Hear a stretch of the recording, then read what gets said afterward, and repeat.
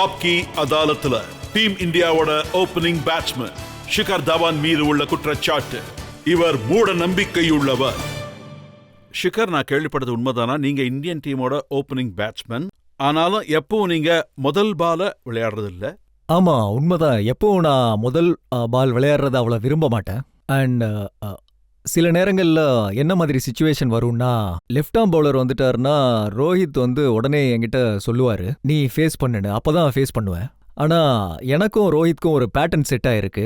அதை ரோஹித் தான் ஃபேஸ் பண்ணுவாரு. அண்ட் நான் ரன்னிங் எண்ட்ல இருக்கிறதா ப்ரிஃபர். ரோஹித் என்ன சொன்னார்னா, முதல் தடவை அவர்கிட்ட தோனி ஓபனிங் பண்ண சொல்லும்போது அவர் உங்ககிட்ட வந்திருக்காரு, நீ ஃபர்ஸ்ட் பால் ஃபேஸ் பண்ணுன்னு சொல்லியிருக்காரு, நீங்க முடியாதுன்னு சொல்லிட்டீங்களா? ஆமா, உண்மைதான். அப்போ நானும் டீம்ல கம்பேக் கொடுத்திருந்தேன். அண்ட் நான் அவர்கிட்ட அப்பதான் சொன்னேன், நானே இப்பதான் கம்பேக் கொடுத்துருக்கேன், புதுசா வந்திருக்க, 2 பேரும் ஈக்குவல் தான், நீயே பண்ணு, நான் இங்கேயே நிக்கிறேன். அதுக்கு அவரு சரி ஓகே அப்போ நானே பண்றேன் அப்படின்னு சொன்னாரு. ரோஹித் சொல்லியிருக்காரு இன்னொரு தந்திரமும் இருக்குன்ட்டு. ஆமா, மைதானத்துக்கு வரதுக்கு முன்னாடி, பேட்டிங் இறங்குறதுக்கு முன்னாடி கண்டிப்பா டாய்லெட் போயிட்டு வந்துருவாங்க. அது உண்மைதான். அது பேட்டிங் பண்ணும் போது ப்ரெஷர் ஜாஸ்தியா இருக்கும். மென்டல் ப்ரெஷரோட வேற ஒரு ப்ரெஷரும் வந்துடும். அதான் அவர் என்ன சொல்றாருன்னா, முதல் பால் நான் தான் ஃபேஸ் பண்றேன், ஆனாலும் அவருக்கு எப்படி அவ்வளவு சீக்கிரம்? ஏன்னா அடுத்த பால் நான் ஃபேஸ் பண்ணணும்ல, அதுக்கு தான். நீங்க முதல் பாலை ஃபேஸ் பண்ணாம இருக்கிறதுக்கு பின்னாடி ஏதாவது தந்திரம் இருக்கா? இல்ல, கம்ஃபர்ட் லெவல் விஷயம்தான். ஐ யூஸ் டு சொல்லப்போனா என்கிட்ட சில நேரங்கள் என் கூட பேட்டிங் பண்ண யங்ஸ்டர்ஸ் வந்துடுறாங்க. நான் அவங்க கிட்ட கேட்பேன், உங்களுக்கு என்ன பிடிக்கும்? ஒருவேளை அவங்க நான் ஸ்ட்ரைக்கர் எண்ட்ல நிக்கணும்னு சொன்னா நான் அவங்க கிட்ட சொல்லுவேன். ஏன்னா அது என்னோட கடமை ஆஸ் எ சீனியர், அவரை கம்ஃபர்ட் ஆக்குறதுல. அதே நானும் ரோஹித் இருந்தோம்னா பிரதர்லிஹுட் வேற இருக்கு. ஸோ நீயே போய் அதை ஃபேஸ் பண்ணுன்னு சொல்லிடுவேன். பிரதர்லிஹுட் விஷயம்னா இந்த அளவுக்கு போகுமா? அவர்கிட்ட எல்லா பொருளையும் கேட்குறீங்க, அவர் ஷூஸை கேட்குறீங்க, அவருடைய கிளவுஸை கேட்குறீங்க. கண்டிப்பா கண்டிப்பா. அப்போ உங்களது எங்க வச்சுட்டு வருவீங்க? நான் கொஞ்சம் கேர்லெஸ்ஸாக இருப்பேன் இந்த மாதிரி விஷயங்கள்ல. சில நேரங்களில் சாக்ஸ் மறந்துடுவேன், சில நேரங்களில் ட்ரௌசர்ஸ் மறந்துடுவேன். அப்போ நான் பிளேயர்ஸ்ட்டை கேட்டு வாங்குவேன். பிளேயர்ஸ்ட்டை எப்பயுமே எக்ஸ்ட்ரா இருக்கும். இப்படி தான் அது நடந்துட்டு இருக்கு. இவன் ஏதாவது மறந்துட்டு வந்திருப்பான்னு கண்டிப்பாக அவங்களுக்கு தெரியும். இது நடக்கும். இவன் ரோஹித்தும் என்னை விட பெரிய மறதிக்காரன். அவனும் கண்டிப்பாக மறந்துட்டு தான் வருவான். உங்களோட அதிகமாக அவர் என்னெல்லாம் மறந்துருப்பாருன்னு நீங்கள் நினச்சி கூட பார்க்க முடியாது சார். சரி, யாராவது கெஸ் பண்ணுங்க ரோஹித் என்னெல்லாம் மறந்துருப்பாருன்னு. சீதன் பாஸ்போர்ட் மறந்துருக்காரு, ஐபேட் மறந்துருக்காரு. இதெல்லாம் ஒரு ஃப்ளைட்லயே மறந்துட்டு வந்துருவாரு. அதுக்கப்புறம் ஃப்ளைட்ல இருந்து திரும்ப கொண்டு வருவாங்க. ஸோ ரோஹித்தும் நாங்க 2 பேரும் ஜாடிக்கு ஏற்ற முடியும்.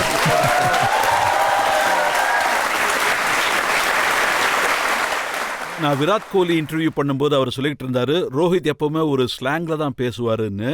ரோஹித் ஆமா, உண்மைதான். அவருக்கு நல்ல மூடு இருந்தா ஒரு ஸ்லாங்ல பேசுவாரு. அதாவது பாத்தீங்கன்னா அது மும்பையோட லோக்கல் லாங்குவேஜ். அதுல அவரோட ஸ்டைல் கண்டிப்பா இருக்கும். அதே மாதிரி மும்பையோட இன்னொரு ஸ்பெஷாலிட்டி இருக்கு. நம்ம ஒரு வேளை யார்கிட்டயாவது வழி கேட்டா அவங்க இப்படி பண்ணுவாங்க, இப்படிலாம் சொல்லுவாங்க. இது மும்பையோட ஸ்டைல். நான் முதல் தடவை போனப்ப பார்த்தேன், என்ன இது இப்படிலாம் பண்றாங்க. டெல்லியில யாரையாவது கூப்பிட்டா ஒரு மாதிரி பண்ணுவாங்க. ஸோ பசங்களை யாரையாவது கூப்பிட்டா கண்டிப்பா அப்படி கூப்பிடுவாரு. ரோஹித் இந்த மாதிரி எல்லாம் பண்ணுவாரு. நீங்க 2 பேரும் ஒன்னா விளையாடும் போது நிறையவே கிரவுண்ட்ல டைம் ஸ்பெண்ட் பண்றீங்க, அவுட் ஆகிறதே இல்லை. அப்ப அவ்வளவு நேரம் நீங்க என்ன பேசிப்பீங்க? கம்யூனிகேஷன், அதாவது என்ன சிச்சுவேஷன்னு பேசுவோம். அப்புறம் இவ்வளோ ரெஸ்ட் எடுக்கிறது தேவையா வேண்டாமா, அடுத்து என்ன பண்ணலாம். இப்போ நான் ஒரு வேர்ல்டு கப் மேட்ச் விளையாண்டேன். எனக்கு காலில் அடிபட்டுருச்சு. நான் 25-27 ரன்ல இன்ஜுரி ஆயிட்டேன். நான் ரோஹித் கிட்ட சொன்னேன், என்னால் இப்போ பெரிய ஷாட் அடிக்க முடியாது. அண்ட் இதுக்கு மேலே என்னால் பெரிய ஷாட் அடிக்க முடியும்னு எனக்கு தோணலை. நம்ம டீமுக்கு ஒரு நல்ல பேஸ் கொடுத்துருக்கோம். ஒரு 70 ரன் ஆயிடுச்சுன்னா நான் வெளியே போயிடுறேன். வேற யாராவது வந்தா அவங்க செட் ஆகி விளையாடுவாங்க. பெரிய ஷாட் அடிக்கிறதுக்கு என் கையில பவர் இல்ல. அப்போ ரோஹித் அந்த காம்ப்ளிகேஷன் ரொம்ப யூஸ்ஃபுல்லா இருந்தது. அப்போ ரோஹித் சொன்னாரு, நம்ம எப்பயுமே 5-6 ரன் ஆடிக்கிட்டே இருந்தாரு. நான் அப்படியே விளையாண்டுக்கிட்டே இருந்தேன். இந்த மாதிரி எங்களுக்கு 100 ரன் பார்ட்னர்ஷிப் இருந்தது. ரோஹித் 70 ரன்ல அவுட் ஆயிட்டான். அதுக்குள்ள என்னோட கட்டவரல் உடஞ்சு போச்சு. நான் அப்போ பெயின் கில்லர் எடுத்துக்கிட்டேன். அதுக்கப்புறம் என்னோட கட்டவரல் சூடாயிருச்சு. நான் அப்போ 100 ரன்னும் அடிச்சேன். இந்த மாதிரி எங்க கம்யூனிகேஷன் அமையும். அந்த கிரெடிட் எல்லாம் ரோஹித்துக்கு தான் போவோம். ஏன்னா அந்த டைமே எனக்கு அந்த கம்யூனிகேஷன் ரொம்ப யூஸ்ஃபுல்லா இருந்தது. ஸோ ஒவ்வொரு கேம்லயும் எங்களுக்குள்ள கம்யூனிகேஷன் நல்லா இருக்கும். கூடவே நல்ல காமெடியும் இருக்கும். அது கண்டிப்பா இருக்கணும்ல. என்ன காமெடி பண்ணுவீங்க? என்ன காமெடி பண்ணுவோமா? அதாவது பாத்தீங்கன்னா, நான் பாட்டு பாடுவேன். அந்த டைம்ல எனக்கு என்ன தோணுதோ, அந்த மாதிரி காமெடி பண்ணுவேன். அதெல்லாம் நடக்கும் அங்க. ஹார்திக் பாண்டியாவோட நீங்க ரொம்ப ஜாலியா இருப்பீங்களாமே. ஆமா. அது எப்பயுமே நடக்கிறது தான். ஹார்திக் கூட நான் எப்பயுமே வேடிக்கையா தான் நடந்துக்குவேன். அ அவரும் எனக்கு ஏத்த மாதிரி கேரக்டர் தான். அதனால 2 பேருக்கும் செட் ஆகும். அ சந்தோஷத்த எந்த லெவல்ல நம்ம பகிர்ந்துக்கிறோமோ, அது ரொம்ப நல்ல விஷயம் தானே. இந்த மாதிரி சந்தோஷத்த நாங்க பகிர்ந்துக்குவோம். அவரு 23, 24 வயசுன்னா, நானும் அதே லெவல்ல அவர் கூட ப்ளே பண்ணுவேன். அவங்க கூட சேர்ந்து என்ஜாய் பண்ணுவேன். விராட் சொல்லிட்டு இருந்தாரு, வார்த்தைகளை கண்ட்ரோலே பண்ண முடியாதமே. யாரு? ஹார்திகா? ஆமா. ஆ, அ, இல்ல. அந்த மாதிரி எதுவும் இல்ல. ஆ, அதாவது பாத்தீங்கன்னா, என்ன நடக்கும்னா, பசங்கள்லாம் எங்க இருக்கும்போது, நானும் எங்க இருந்திருக்கேன். நானும் அது மாதிரி பல விஷயங்கள கடந்து தான் வந்திருக்கேன். But he is a very good boy. Very good hearted boy. அவரு நம்ம கண்ட்ரிக்காக நிறைய கஷ்டப்படுறாரு. I wish him best of luck. அப்புறம் ரிஷப் பந்த் விஷயமா நிறைய விவாதங்கள் நடக்குது. அவர் உங்களுக்கு ஃபேவரட்டா? ரிஷபும். எல்லாருமே எனக்கு ஃபேவரட் தான். ரிஷப் ரொம்ப டேலண்டான பையன். அவருக்கு நிறைய டேலண்ட் இருக்கு. அவரு நம்ம நாட்டுக்காக நிறைய உழைப்பாரு. ஏன் ஃபேவரட்னு சொல்றேன்னா, போட்டோ எடுக்கும்போது அவர் நேரா உங்க மடியில வந்து உட்கார்ந்து. ஆமா, மடியில உட்காந்துட்டான். ஆமா, என் மடியில உட்காந்துட்டாரு. நான் சொன்னேன், எந்திரிப்பா, போட்டோ எடுக்கிறாங்க, மடியில உட்காந்துருக்க, இங்க பாருப்பா. மடியில உட்கார வச்சிருக்கிற அளவுக்கு பசங்க மேல எனக்கு அவ்வளவு அன்பு இல்லைன்னு சொன்னேன். ஆனா அவருக்கு ஒரு 20, 21 வயசு இருக்கும். சொல்ற பேச்ச கேட்க மாட்டாரு. அந்த வயசுல இருக்கிற பசங்க அப்படிதானே இருப்பாங்க. யங்ஸ்டர்ஸ் அப்படிதான் இருப்பாங்க. அதனால அவர் எந்திரிக்கல, அப்படியே தான் உட்கார்ந்திருந்தாரு. சரி, உட்கார்ந்ததுக்கு அப்புறம் என்ன பண்ண முடியும்? அப்புறம் மடியில உட்கார்ந்து அப்படியே போட்டோ எடுத்துக்கிட்டாரு. எல்லாரும் சந்தோஷமா இருக்காங்க. அதாவது நம்ம பாத்தீங்கன்னா 21 வயசு பையன்கிட்ட பாத்தீங்கன்னா எல்லாருமே இப்படிதானே இருப்பாங்க. ஆனா உங்களுக்கு புரியலையா, அவர் பேட்டிங்ல எந்த அளவுக்கு கான்சன்ட்ரேட் பண்ணணும், அவர் இன்னும் அதிகமா விளையாடணும், ஏன்னா அவரால் பெரிய ஸ்கோர்லாம் பண்ண முடியலன்னு ஒரு விவாதம். இல்ல, கவனம் செலுத்துறாரு, நல்லா உழைக்கிறாரு. சில சிச்சுவேஷன்ல ஒரு சில தடவை எவ்வளவு ட்ரை பண்ணாலும் நடக்காது. ஆனா அந்த ஜேர்னில அவர் நிறைய விஷயங்கள் கத்துக்கிறாரு. அது பாத்தீங்கன்னா ரிஷபுக்கு மட்டும் கிடையாது, எல்லாருக்குமே நடக்குது. எனக்கு நடந்திருக்கு, எங்க எல்லாருக்குமே நடந்திருக்கு. அது part and parts of cricketers life. I am sure அவர் பெருசா ஏதாவது கத்துக்குவாரு. அண்ட் அவர் ஒரு நல்ல பிளேயரும் கூட. அவரு கண்டிப்பா நிறைய ஸ்கோர் பண்ணணும். எனக்கு நல்லா தெரியும், அவரு ஒரு நல்ல டேலண்டடான பிளேயர். இங்கிலாந்து டெஸ்ட் மேட்ச்ல அவரு செஞ்சுரி அடிச்சாரு.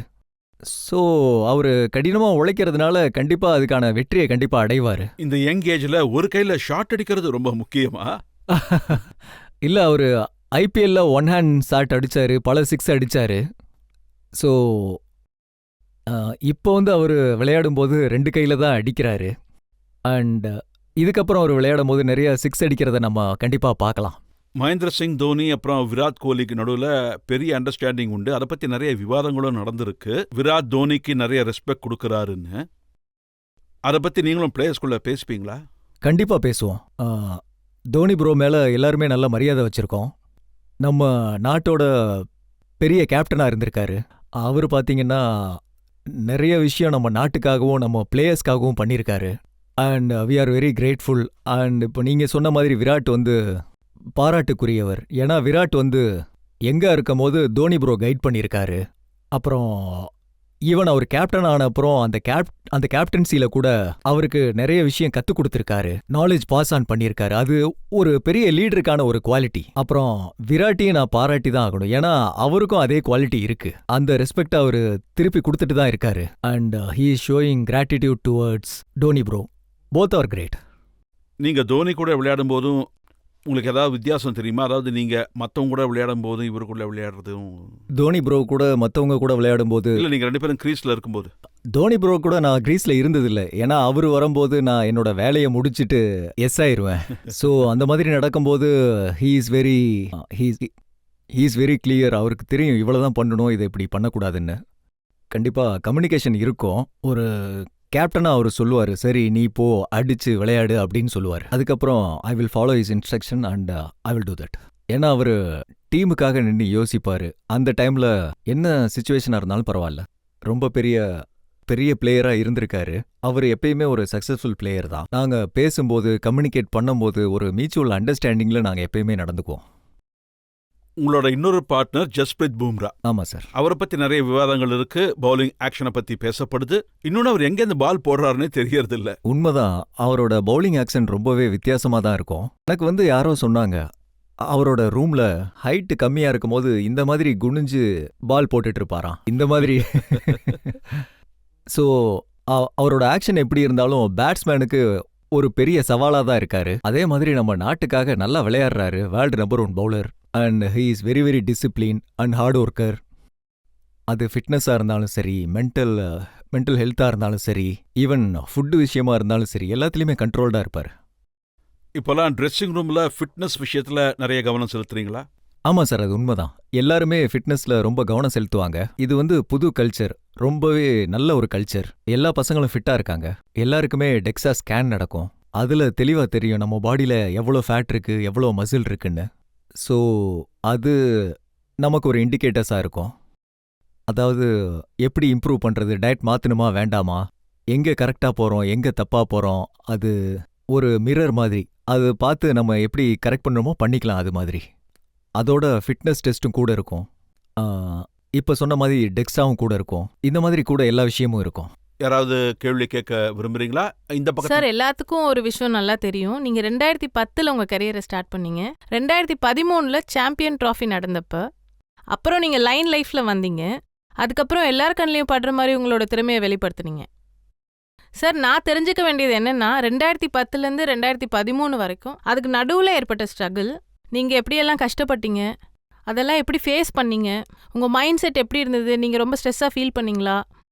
2010 நான் விளையாட வந்தப்போ 2 மேட்ச் விளையாடி இருப்பேன். ஒரு மேட்சுக்கு அப்புறம் நான் வெளியே போயிட்டேன். அதுக்கப்புறம் என்னோட என்ட்ரி சார் சொன்ன மாதிரி வீரு பிரதர் அப்புறம் கோத்தி பிரதர் ரெஸ்ட் எடுக்க வெளியே போகும்போது எனக்கு ஒரு வாய்ப்பு கிடைச்சிது. அதில் நான் என்னோட லைஃப்ல இது வரைக்கும் அப்படி ஒரு ஸ்ட்ரகிள் பார்த்ததில்ல. ஏன்னா நான் அந்த மாதிரி விஷயத்த நம்ப மாட்டேன். அதாவது 2010 2013 வரைக்கும் நான் என்னோட கிரிக்கெட்டை என்ஜாய் பண்ணிட்டு இருந்தேன். அண்ட் எனக்கு கிரிக்கெட்னா உயிர். ஸோ அதனால தினமும் விளையாடுறதுக்கு போகிறது, பசங்களோட ஜாலியாக இருக்கிறது, கிரவுண்டில் ஆட்டம் போடுறது, நான் என்னோட பேட்டிங்கில் ஒர்க் பண்ணுறது, ஃபிட்னஸில் ஒர்க் பண்ணுறது, இதுதான் பண்ணிக்கிட்டு இருந்தேன். ஸோ இந்த ஃப்ளோலே இருந்ததுனால எனக்கு நல்லா தெரியும், எனக்குன்னு வாய்ப்பு வரும்போது கண்டிப்பாக அது வரும். ஒரு வேளை வரலைனாலும் பரவாயில்ல. ஏன்னா என்ஜாய் பண்ண வேண்டியது ரொம்ப முக்கியம். ஏன்னா நம்ம ஸ்ட்ரெஸ் ஆகிட்டோம்னா, ஸ்ட்ரெஸ்ஸால் இந்த நொடியும் நம்மளால் வாழ முடியாது, அதுக்கப்புறமும் வாழ முடியாது. நாம் எப்போ எனர்ஜியோட சந்தோஷமா இருக்கணும், பிளஸ்டாக இருக்கணும். அப்பதான் நம்மளோட ஃபியூச்சர் ரொம்ப சிறப்பா அமையும். அப்படிதான் நான் இருந்தேன். All the best for your future. Thank you so much. வேற யாராவது கேள்வி கேட்கலாம்? சார், வேர்ல்டு கப்பில் நீங்கள் நம்ம டீமுக்கு ஒரு முக்கியமான அங்கமாக இருந்தீங்க. நெக்ஸ்ட் இயரும் வேர்ல்டு கப் இருக்கு. அதுக்கு என்ன மாதிரியான பிளான் வச்சிருக்கீங்க சார்?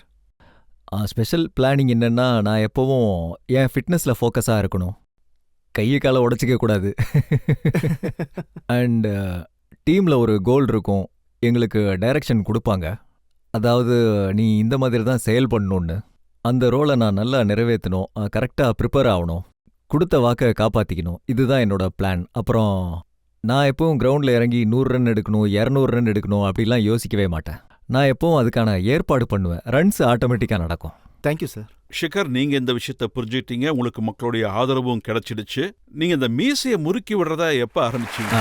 மீசையை முறுக்கி விடுறதா? அது பாத்தீங்கன்னா, அது எப்போ ஃபேமஸ் ஆச்சுன்னா, டெஸ்ட் வியூவில் நான் செஞ்சுரி அடிச்சப்போ அது ஃபேமஸ் ஆச்சு. நான் அதுக்கு முன்னாடியே வச்சிருந்தேன்.